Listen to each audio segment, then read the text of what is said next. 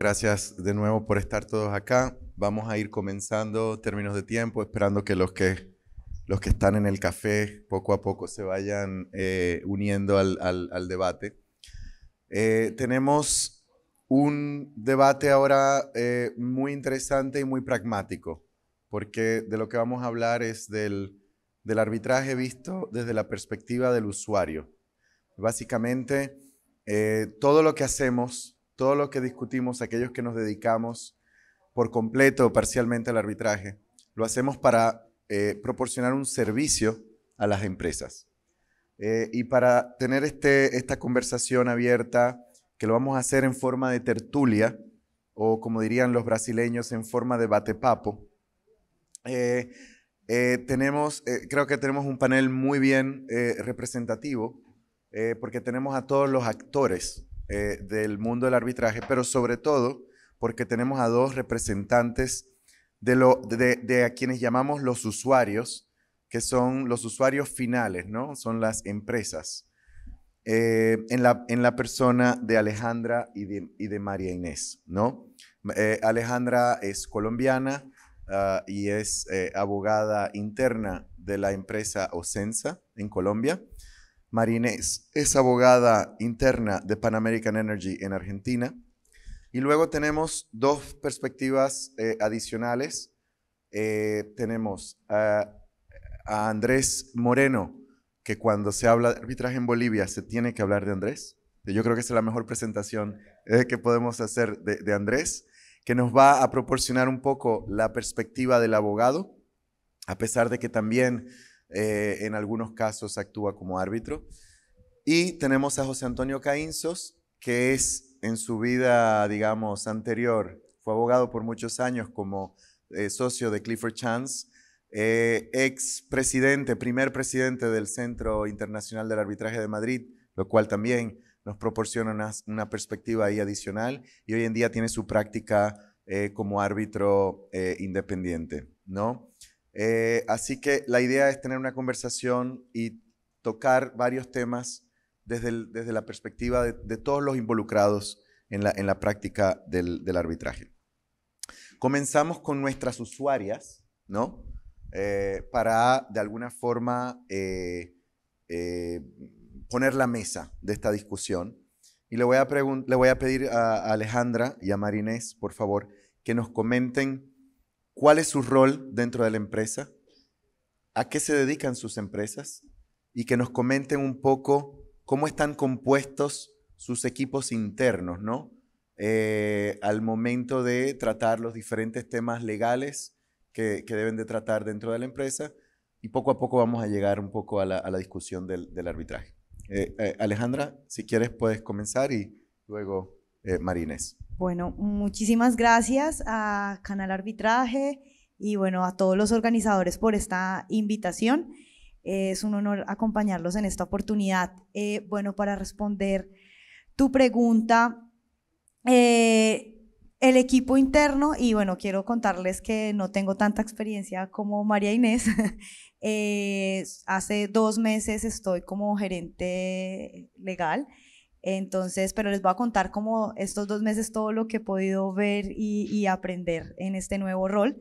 Antes de estar en este nuevo cargo estaba en una firma y bueno, cambiar el chip es un gran reto.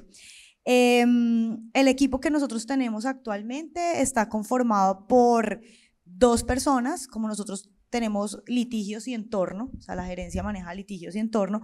El entorno es todas las relaciones con las comunidades, personas que están en torno al oleoducto que en Colombia atraviesa casi todo Colombia el oleoducto.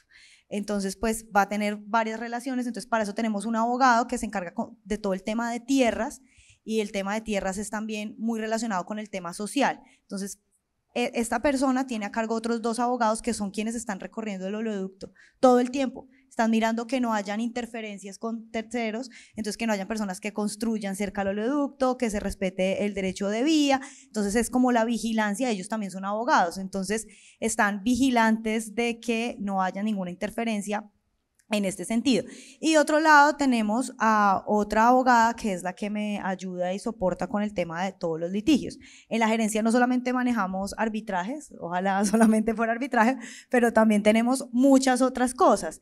Entonces voy a hacer acá un pequeño paréntesis de algo que hablaba ahorita con María Inés, y es un bias que creo que es generalizado, y lo digo porque lo escuché muchas veces, y es, no, es que los abogados in-house no hacen nada. Los abogados in-house se limitan a mandarle los documentos a los abogados externos y que los abogados externos hagan lo que tienen que hacer.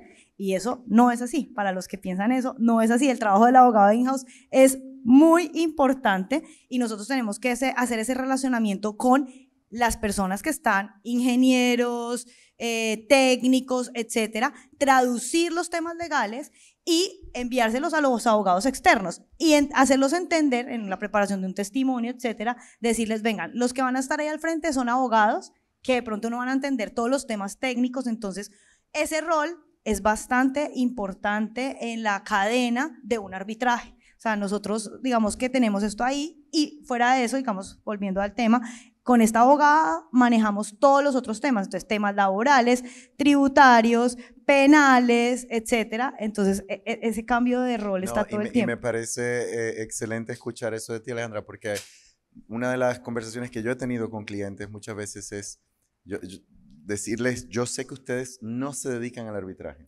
Los que nos dedicamos al arbitraje somos nosotros. El objetivo de ustedes no es ir al arbitraje porque, entre otras cosas, tienen que básicamente manejar todo lo que es los temas jurídicos de la empresa y el objetivo no es ir a un arbitraje, ¿no?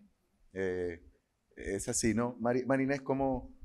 Supongo que en muchas cosas vas a confirmar. Por supuesto. ¿No? ¿Qué tal? Buenos días. Muchas gracias por la invitación. Sí, totalmente de acuerdo con lo que decía Alejandra. Conversábamos antes, como ella dijo, y el rol de los abogados internos es sin duda un rol muy particular en el sentido de que son... lidiamos con todas las cuestiones precontenciosas, contenciosas y postcontenciosas. O sea, cuando todo el mundo ya se olvidó o a nadie le interesa todavía, nosotros estamos presentes. Entonces es muy poco glamoroso muchas veces y nadie nos quiere ver llegar. Nosotros para volver a lo que era el inicio y presentar qué es lo que hacemos, nosotros somos una empresa de energía, que hacemos oil and gas, renovables, litio y bueno, un abanico grande en la región. Tenemos nuestro equipo de abogados es de más de 20 abogados. Nosotros podría considerarse basados en Buenos Aires, pero con abogados también en México, Brasil, Bolivia, y Paraguay, tenemos y en distintas regiones de la Argentina también, donde están nuestros yacimientos. Entonces somos una especie de estudio adentro de la compañía y nos manejamos básicamente así. Lo que es el llevar adelante, lo describía muy bien Alejandra, que nuestro rol frente a conflictos complejos como son el arbitraje es ser un nexo constante con la empresa, desde la empresa en los sectores técnicos y lo que es el estudio externo que nos asiste. Y ahí hay un punto que es muy importante, es generar relaciones de trabajo en equipo, que eso también es un trabajo, ¿no? Generar lazos de confianza y poder trabajar en un equipo entre abogados internos y externos, creo que eso es clave. Y respecto a lo que decía Alejandra de entenderlo, lo resumiría de esta manera, o sea, van a resolver abogados, por lo tanto lo tengo que entender yo. Esa es mi frase adentro de la compañía. Vos explícamelo para que lo entienda, for dummies, ¿no? Porque nosotros, si no lo podemos entender nosotros, no lo va a entender el tribunal tampoco. Entonces, bueno, y todo eso es antes siquiera que empiece el litigio de verdad, ¿no? Entonces, bueno, ese es todo, ese es el trabajo que hacemos. Y aprovecho eso que dices de antes de empezar el litigio, un poco lo que nos comentaba Alejandra, para saber si sus empresas tienen un protocolo o una política de resolución de controversias y qué valor entienden ustedes que ese tipo de políticas o protocolos, qué valor añadido tienen para la empresa, porque muchas veces he escuchado el problema de que el abogado interno no está suficientemente valorizado dentro de la empresa. Lo que importa es el comercial, lo que importa ¿no? es el financiero. Y el abogado es un servicio ahí auxiliar. Pero en materia de política de prevención y de resolución de controversias, primero, cuéntenos un poco sus experiencias y segundo, ¿qué valor creen ustedes que esto le añade a la empresa? Si quieres, comenzamos con María Inés ahora. Sí, es un muy buen punto. En el caso de nuestra compañía, el rol de los abogados es muy, muy importante. Afortunadamente, hace ya mucho tiempo, la práctica es siempre hay un abogado sentado en la mesa. Lo que genera a veces ciertas negociaciones internas, ¿no es cierto? Porque a veces los abogados estamos ligados con no podemos hablar libremente. Yo digo, si tenés que sacar al abogado de una sala, es que estás hablando de cosas que no tenés que hablar, así que no importa. Pero afortunadamente eso es todo un trabajo muy tedioso de cierta manera, porque uno a veces se cansa de ser el malo de la película. Pero afortunadamente la experiencia nos dio la razón y se evitaron situaciones que se vuelven más costosas, porque ese es el bottom line acá. Lo que no queremos es que la empresa tenga costos innecesarios por no prever la posibilidad de ciertas situaciones, entre ellas una situación litigiosa, ¿no? Que sin duda puede ocurrir. Porque no podemos vivir en un mundo en el que, bueno, pero ustedes solamente piensan que van a salir las cosas mal. Para eso me pagan. A vos te pagan para cerrar el negocio, vos para encontrar petróleo, al otro para saber dónde poner el parque eólico y a mí para evitar que... entonces, hay mucho de también armar esos lazos adentro de la compañía, que es muy importante que no sea una isla. Que los abogados de la compañía no seamos una isla, que trabajemos y que nos interesemos por lo que hace la compañía. No quedarnos solamente cuando, bueno, me llegó a mí, sino cómo podemos asistirlos, estar presentes. En reuniones tengo que decir, bueno, por ahí uno no... Alguien del equipo que vaya, escuche, entiende, y si hay algún problema, alguien fue, escuchó y entendió. ¿No? Ese tipo de cosas hacemos y es muy importante. Alejandra, ¿cuál es tu experiencia con este tema de crear o de implementar una política de resolución de controversias dentro de la empresa? Bueno, primero quería decir que ninguna de las cosas que voy a mencionar aquí compromete. Por supuesto, acá nadie habla a la compañía. Mejor hacer la salvedad. Digamos, nosotros tenemos unas políticas definidas respecto a cada tipo de proceso. Cuando ya llega el proceso se analiza, o sea, cuando inicia el litigio, pues si tiene cláusula o si tiene pacto arbitral, pues obviamente pues procuramos que sea el pacto arbitral. Pero tenemos muchos litigios que por la naturaleza de los mismos no se llevan a arbitraje. Entonces estos son los temas de expropiaciones que se tienen que hacer para continuar, tema de servidumbres, pues estos procesos obviamente pues no se llevan a arbitraje, que podría estudiarse la posibilidad, pero pues digamos ahí no sería eficiente el arbitraje. Entonces la política es más dependiendo de cuál es la necesidad de la compañía y cuál es el costo eficiente del proceso. Entonces si nos vamos a un proceso judicial, pues es porque sabemos que va a ser un poco más rápido y en términos de costos más eficiente irnos al proceso judicial. Pero a los arbitrajes, pues, los contratos que implican que haya una decisión experta y de personas que tengan la experiencia para poder decidir, ahí sí nos vamos a arbitraje. Entonces, digamos, la política es más pensada en ese tipo de procesos. ¿Está claramente establecido cuándo se va a arbitraje? ¿Qué tipo de contratos van a arbitraje? Nosotros tenemos unas directrices a nivel, digamos, nacional. La empresa donde trabajo es una empresa de economía mixta, entonces sigue unas directrices que son para toda la compañía, y es en este tipo de procesos, de temas, vamos a firmar cláusulas, pero las cláusulas también tienen que ser sometidas a varias revisiones. O sea, no es como que yo diga voy a recomendarle al área de contratos vamos a tener cláusula compromisoria. No, tenemos que seguir las directrices nacionales en ese sentido. Y acá, digamos, comentaba ahorita también con María Inés que en Colombia hay una política que ha sido discutida, y esto, digamos, lo digo solamente para fines académicos y me quito un momento mi rol de gerente y lo voy a hablar como profesora. Y es el tema de las directrices presidenciales.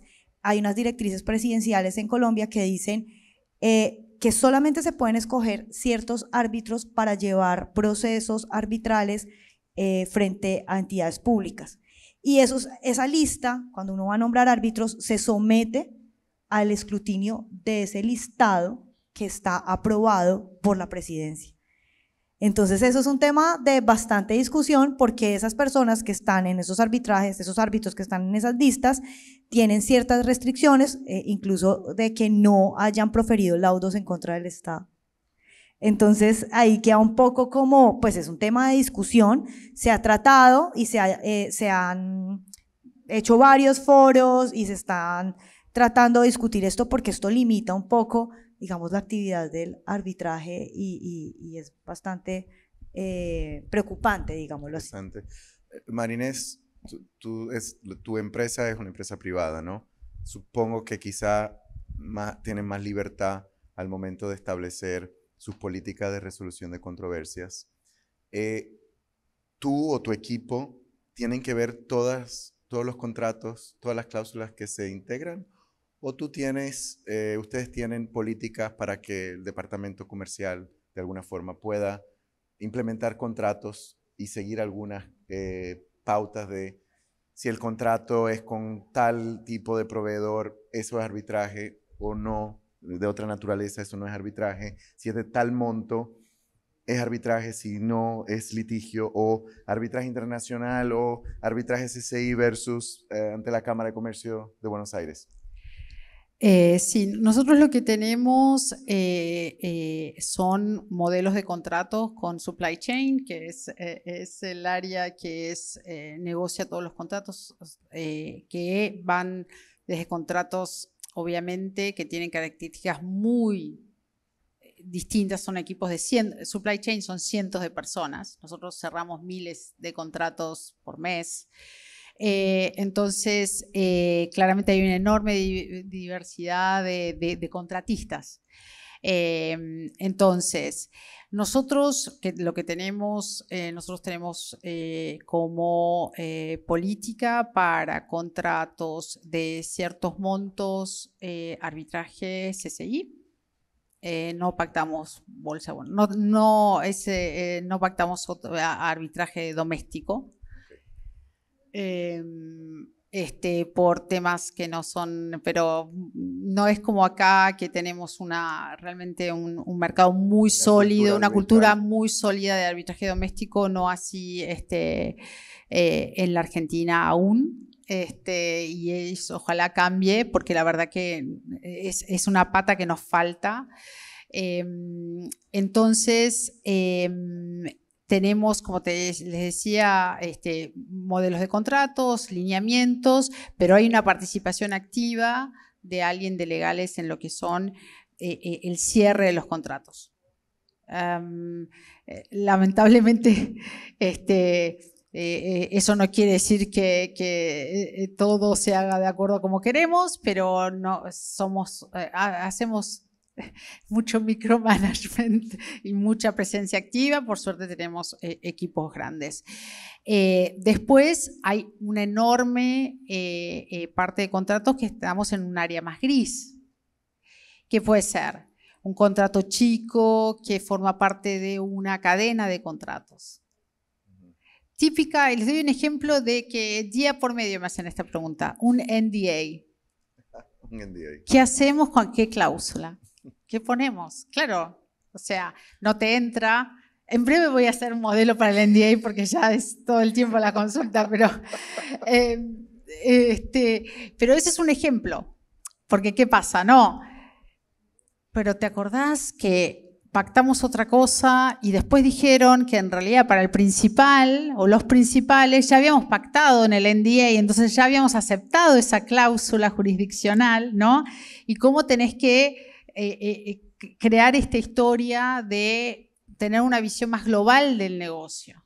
No pensar en el contrato, porque por ahí es un contratita suelto, pero es una obra gigantesca que es clave para la compañía y que tiene que salir bien sí o sí. Y entonces necesitas tener, digamos, un análisis costo-beneficio en estas cuestiones, como las tendrías en cuántos, siempre me uso el mismo ejemplo, cuántos bulones hay que comprar, ¿no? Y sí, porque vas a poner en riesgo para ahorrarte, ¿qué?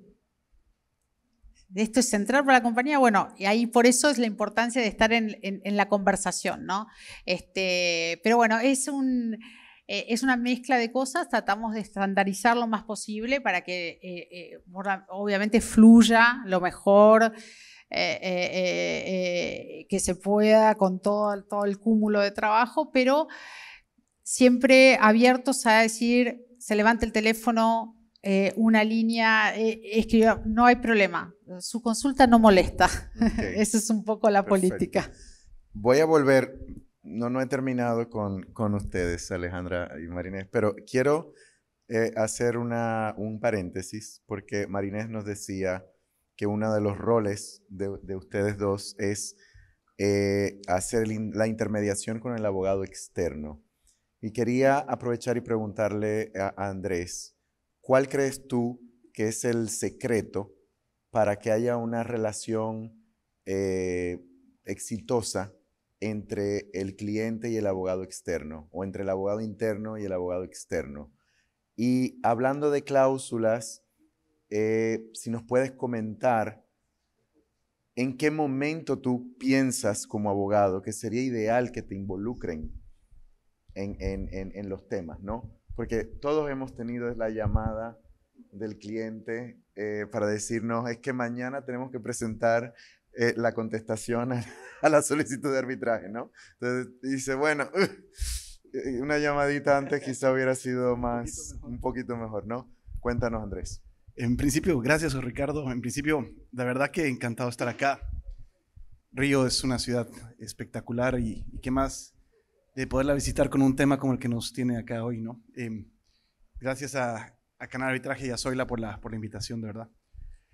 Oye, para responder a tu pregunta, la verdad que le di bastantes vueltas a José Ricardo en su momento, porque hace 20 años, y José Antonio también me da, creo, la razón, hace 20 años los que practicábamos arbitraje internacional no éramos tantos, o al menos éramos menos, ¿no? Entonces, cuando llegaba una solicitud de arbitraje o te tocaban la puerta con un tema de arbitraje internacional, era como decimos en Bolivia, el cucu, ¿no? Para el abogado interno, oh no, ¿y ahora qué hacemos? ¿No? ¿Y por dónde vamos? Hoy en día eso ya creo que ha cambiado muchísimo, es decir, y ahorita vamos a entrar un poquito a eso, pero hace 20 años atrás era, oye, yo no quiero esto como una papa caliente y la pasamos, porque era una materia especializada en ese momento, que hoy en día ya se ha diversificado muchísimo y los general counsels o los abogados internos cada vez más tienen conocimientos de arbitraje, ¿no? Entonces, hace 20 años yo creo que nos entregaban esto y directamente, o sea, nosotros los abogados externos que conocíamos de arbitraje internacional nos encargábamos. Hoy creo que ha cambiado, ¿no? Yo creo que ha cambiado mucho en el entendido que los abogados internos, los general counsels, sí se apoyan mucho en nosotros, pero los roles han cambiado. Ya no es simplemente te entrego la papa caliente y ve tú, sino más bien, a mi entender, o por lo menos en mi experiencia, se trata verdaderamente de construir un círculo de confianza. Es decir, el General Counsel tiene que sentir una verdadera conexión con el abogado, tiene que estar en la misma página, tiene que sentir un círculo o un nexo de confianza real respecto a lo que va a hacer el abogado externo en el caso. Entonces, ahí ya no es blanco o negro, que uno va por su lado y el otro va por su lado. Es decir, yo creo que cada vez más vemos que el trabajo del abogado externo y el General Counsel va de la mano, cada uno dentro de su rol, pero pero persiguiendo el mismo objetivo, ¿no? Entonces, desde ese punto de vista, yo sí creo que es construir un lazo o un vínculo de confianza en aras de un mismo objetivo. Ahora, la segunda pregunta es verdaderamente, yo creo que la más importante. ¿Quiénes de ustedes, al menos silenciosamente, no han dicho, oye, esto lo hubiéramos podido resolver de otra manera si por lo menos me llamabas cuando mínimamente te llegó? Lo que pasa es que estamos acostumbrados a que nos toquen la puerta cuando ya el pan se está quemando en el horno, ¿no? Y cuando ya está la solicitud y ya están los plazos corriendo y ya tienes que ver. Entonces, como dices tú, José Ricardo, si podríamos por lo menos haber tenido un poquito más de tiempo, decir, oye, esto se va a dar y ojo que estamos esperando esto, es un poquito utópico porque nadie lo hace, ¿no? Pero sí nos haría la vida un poquito más fácil porque podrías comenzar más preparado, ¿no? Alejandra, Marinés, esto va atado también con el tema de la política de resolución de controversias, que es no solamente resolución, sino también prevención, ¿no? ¿Cuál es la posición de ustedes con relación a la prevención? ¿Cómo ven ustedes el arbitraje? ¿Como una herramienta de último recurso o no necesariamente? A veces el arbitraje puede incluso ser beneficioso para alguna estrategia de la empresa, decir, bueno, ¿sabes qué? Vamos a patear esto, vámonos al arbitraje. No necesariamente, todo hay que negociarlo, todo hay que prevenirlo. Y un poco la pregunta, ¿se hacen asesorar en esa etapa por asesores externos o eso es algo que se hace internamente exclusivamente? Bueno, para claridad, María Inés y yo nos llevamos a última hora. No, mentira. Nosotros llamamos con tiempo. No, mentiras. Pero pues digamos, creo que las políticas internas de prevención de los litigios y los arbitrajes las llevamos, o lo que he querido, digamos, implementar, y es uno de los objetivos ahorita en la gerencia, es tratar de hacer una recapitulación de experiencias, buenas y malas experiencias con todas las áreas. Entonces, vamos a formular unos talleres con los ingenieros, con el área técnica para recopilar experiencias. Y una vez recopilada la experiencia, vamos a hacer unos manuales, pero como otra vez acá tenemos nosotros todas las auditorías por ser entidad pública, entonces o se no cumple el manual, entonces es más como talleres de decirle a los ingenieros, a los técnicos, miren, en esta parte nos pasó esto que fue bueno, en esta parte nos pasó esto que fue malo, la experiencia de este arbitraje fue esto, la experiencia de este proceso fue para poder tener esa cultura de incorporación de ciertas buenas prácticas y malas experiencias que no volvamos a repetir, entonces en la parte de la prevención. Y ya, digamos, cuando vamos a decidir si nos vamos con una especie de proceso judicial o jurisdiccional, se determinará, es dependiendo precisamente de lo que se haya pactado. Y si todavía no está el proceso, no está el enredo, no está el problema como tal, sí tratar de, en las etapas contractuales, hacer como, no sé cómo es, levantar la mano en su momento, revisar el proceso, pero para eso es muy importante lo que estaba mencionando María Inés ahorita de incluyan a legal, porque si no se incluye a legal, entonces uno luego va y revisa y es, bueno, ¿ustedes por qué firmaron esto si previamente tenía que haber pasado esto? Que mandaron esa carta. Exacto, entonces es, como uno no puede estar presente en todo, ¿cierto? Es, si hay alguna duda, aquí estamos, ¿sí? Para que se pueda realmente hacer una prevención. Marinés, ¿es cierto aquello de que es mejor un mal arreglo que un buen pleito? ¿Siempre? No siempre.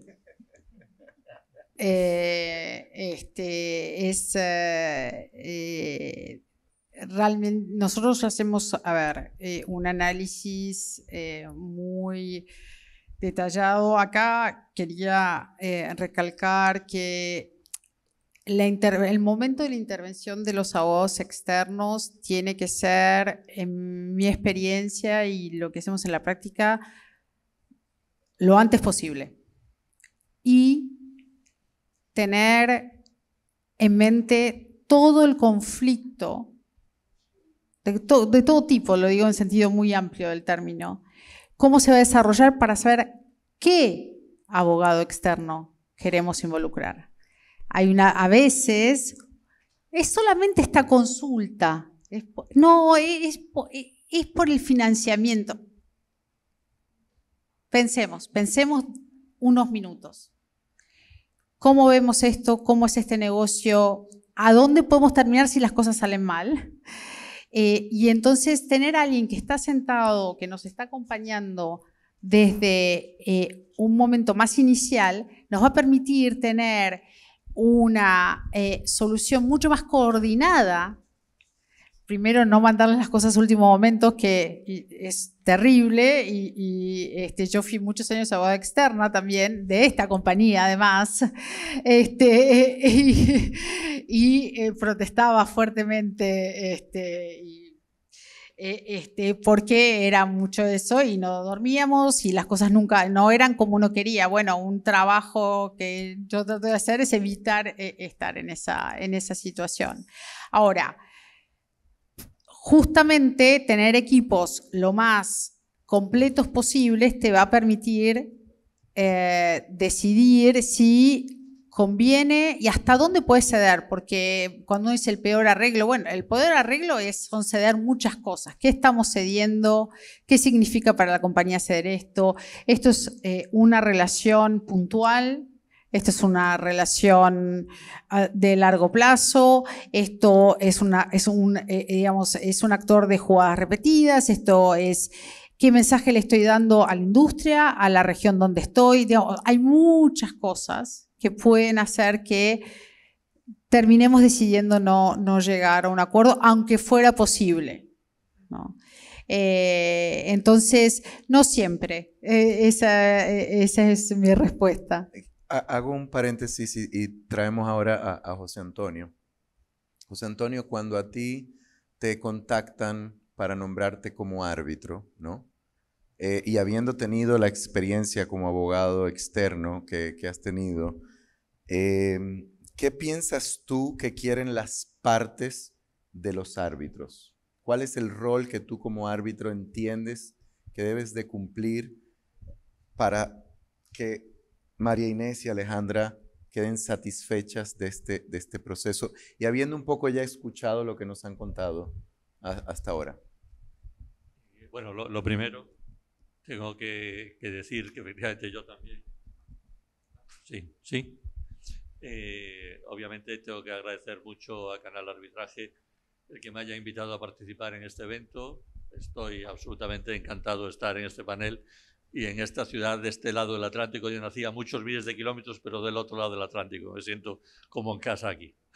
Respondiendo a tu pregunta, vamos a ver, yo creo que algunas cosas son las de siempre, digamos, y de todos conocidas. Es decir, yo creo que las partes esperan que el árbitro, para empezar, no les cree problemas. Es decir, que no haya ningún problema de imparcialidad, de independencia, es decir, que sea una persona honesta, que no le vayan a anular un laudo porque esa persona ha intervenido ahí. Lo segundo, yo creo que la gente, las partes esperan que el árbitro sea de calidad. Primero como árbitro, es decir, que sepa manejar un procedimiento, que también ahí pueda resolver los problemas de los casos que son complicados. Algunos son muy simples, pero todos sabemos que algunos dan muchísimos problemas y un árbitro con experiencia pues sabe manejarlos y otros pues lo llevan con más dificultades, ¿no? Eso además creo que redunda también en dos cuestiones también dos elementos básicos, el famoso tiempo y coste, reducción de tiempo y coste, es decir, las partes obviamente esperan que eso se resuelva en un tiempo razonable y que los costes sean también los correctos.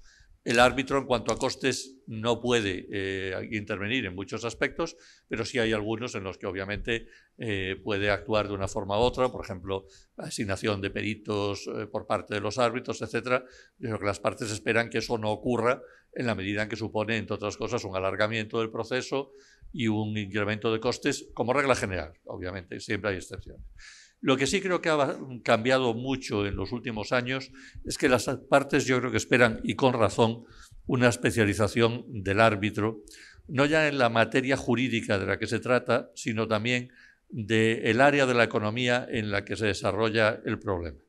Yo creo que las partes hoy, que tienen afortunadamente mucho más donde elegir, como decía antes Andrés, de abogados y de árbitros que hace muchos años, creo que las partes hoy esperan que si el conflicto se desarrolla en el sector de la energía o el de la construcción o en el de una operación de money o en el de seguros, en el que sea, esos árbitros sepan manejar la parte jurídica, pero también entiendan el lenguaje económico, los problemas que se presentan y que por tanto que haya también una innecesariedad de empezar por lo básico en la explicación de lo más elemental, porque sepan que esos árbitros hablan el mismo lenguaje en todos los aspectos. Yo creo que eso es lo que más ha cambiado. Sí.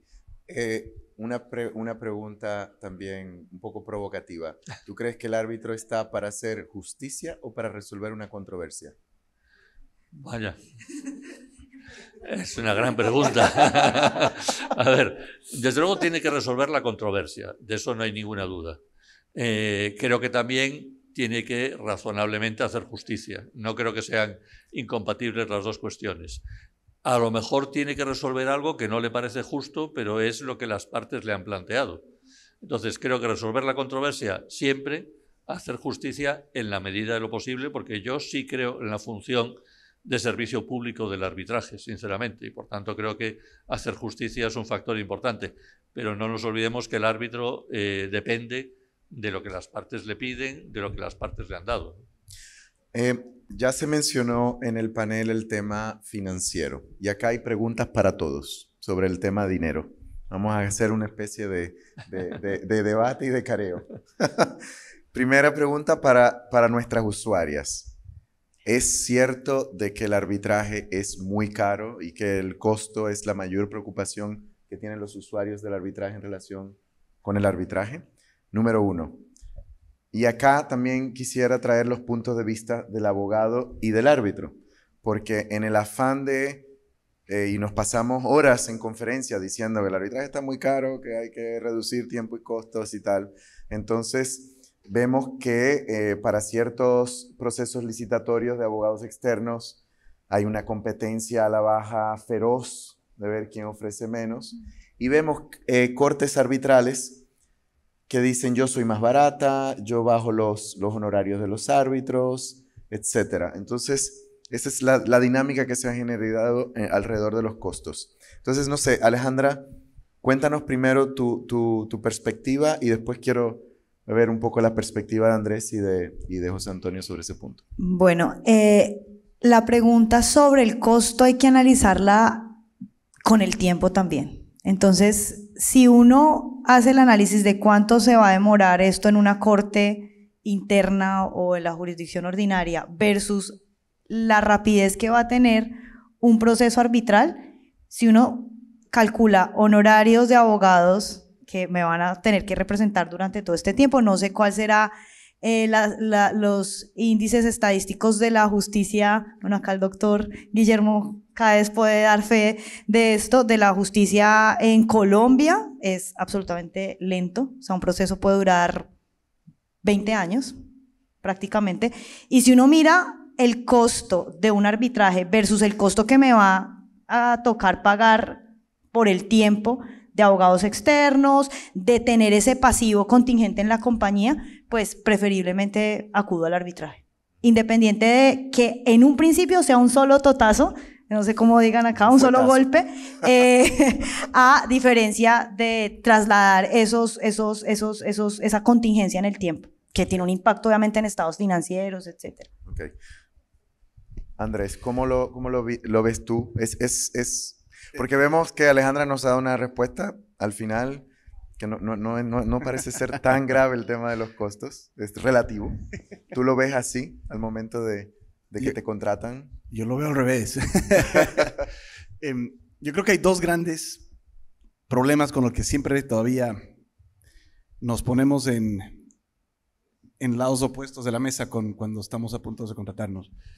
Primero, la famosa concepción que tiene el cliente o el abogado interno de la concepción de mi árbitro, ¿no? Es mi árbitro, no es tu árbitro. Y no tiene la obligación de fallar de acuerdo a lo que tú esperas. ¿Okay? Lo primero. Y segundo, es muy caro. Que es muy caro. Entonces, lo que pasa es que, y no importa cómo tú presentes la propuesta, igual va a seguir siendo cara, ¿no? Entonces, lo que se da ahora en el mercado, y es cierto, hay una competencia feroz de volverse creativos en el tema de cómo asignar costes y honorarios, ¿no? Por ejemplo, yo creo que hoy por hoy ya, digamos, el sistema tradicional de horas por abogado trabajado, yo creo que está en decadencia. Yo creo que eso ya es algo de prácticamente el pasado. Y ahora los abogados internos lo que te piden, o los GCs, básicamente son estructuras alternativas. Mucho cap. Los abogados internos sí hacen una labor detallada de revisión de trabajo. Ahora ya conocen cómo funciona. Entonces hay mucho cap, mucho honorario fijo. También para determinadas, hay muchas veces que se te piden honorarios de acuerdo a las etapas que se van venciendo. Y también, sobre todo, hay mucho contingencia, hay mucho honorario a éxito. Entonces, una parte fija y cada vez más a contingente de lo que es el éxito. Me parece que en el anterior panel hablaban de qué se considera como éxito, ¿no? Por lo menos en nuestra experiencia es bien sencillo. Éxito es o que pagues o dejes de pagar. Entonces, ahí es donde se gatilla, ¿no? Pero sí es un tema que de verdad se discute mucho. Un tema, hablábamos de prevención, y un tema que se le critica a los abogados en el tema de prevención es que el abogado no tiene ningún interés en que el cliente llegue a un arreglo, porque su interés está en cobrar mientras el arbitraje dure, ¿no? ¿Tú has visto en tu práctica estructuras alternativas en la cual el abogado tiene un incentivo de que su cliente negocie y llegue a un acuerdo y que eso no te va a perjudicar en términos de honorarios? Sí, a ver, eso es una súper buena pregunta porque sí se da. Y yo creo que muchas veces los clientes te dicen, oye, pero ¿por qué te tengo que pagar esto si has trabajado muy poco? Mira, si no es tanto. Entonces, yo creo que hay un sustento muy fuerte atrás de esto. Es decir, tú no puedes penalizar al abogado por haber hecho un buen trabajo. Es decir, si llegaron a un acuerdo, llegaron a un settlement o de alguna forma ponen fin a la controversia, es probablemente de alguna forma directa debido al trabajo que hizo el abogado en ese proceso. Probablemente, si no hubieses estado tú ahí, no hubieran llegado a ese acuerdo, porque si no, tal vez, si no, ¿por qué te han llamado, no? Entonces, yo sí creo que tú no